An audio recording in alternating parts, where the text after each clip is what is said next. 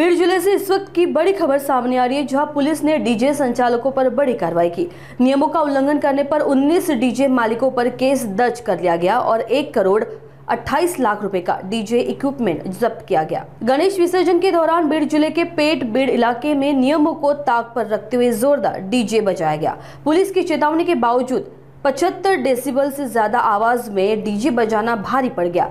पेट Bir police ने कुल 10 DJ units को जब्त किया और मौके से फरार डीजे मालिकों पर भी मुकदमा दर्ज कर लिया गया। पुलिस अधिकारी अशोक मोदीराज ने जानकारी देते हुए बताया कि इस कार्रवाई में 1 करोड़ 28 लाख का डीजे इक्विपमेंट जब्त किया गया।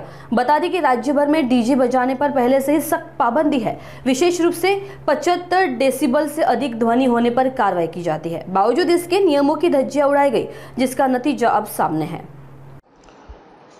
पोलीस स्टेशन पेटबीड हद्दीमध्ये दिनांक 6/9/2025 रोजी गणेशोत्सवानिमित्त विविध मंडळांनी डीजे जे आहेत, जे काही लोकलचे डीजे आहेत, काही बाहेरचे डीजे आहेत, पुण्याचे आहेत, नगरचे आहेत, यांना बोलावलं होतं।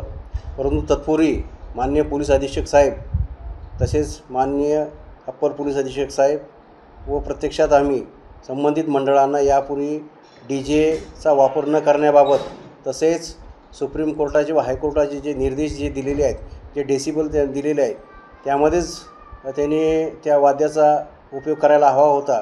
तर त्यांना आम्ही यापूर्वी सूचना देऊनही त्यांनी ते डीजे गणेश मंडळांनी गणेशोत्सवाच्या मिरवणुकीमध्ये वाजवण्याकरता आणलेले होते। त्यांनी त्याचं आदेशाचं पालन न केल्यामुळे आम्ही 10 डीजे पोलीस स्टेशनला आणून जमा केलेले आहेत, जप्त केलेले आहेत।